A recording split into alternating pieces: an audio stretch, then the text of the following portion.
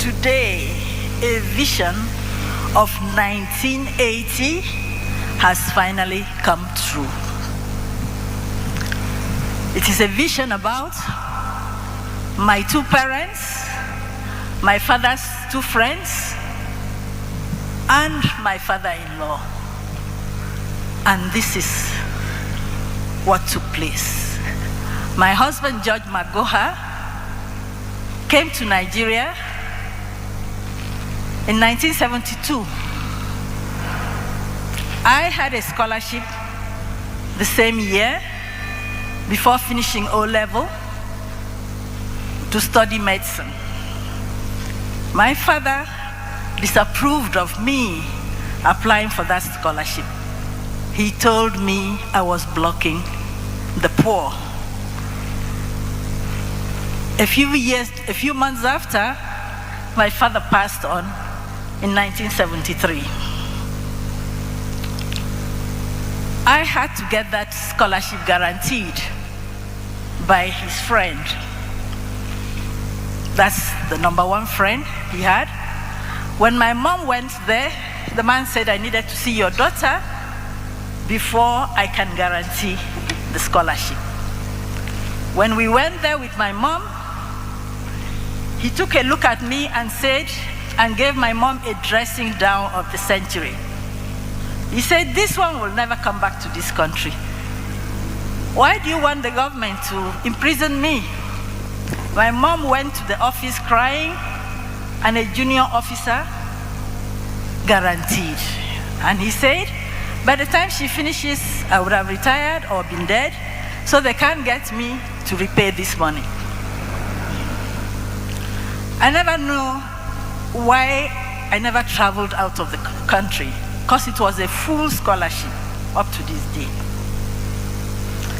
Everybody knows that my husband was supposed to go to Zambia to do medicine, but at the last minute, he came to Lagos. We met, and after 1 month, as I said, he started telling people we are getting married.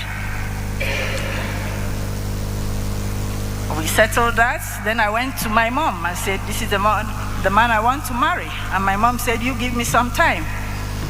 I'll talk to you. What happened was that my mom went and stayed fasting and praying for 3 days. And she said she was never going to leave the church until she had an answer. On the third night, my mom had a vision in 1980 that George Albert Omore Magoha was destined to be a great man, and that he needed me, and she had to allow me to get married to him.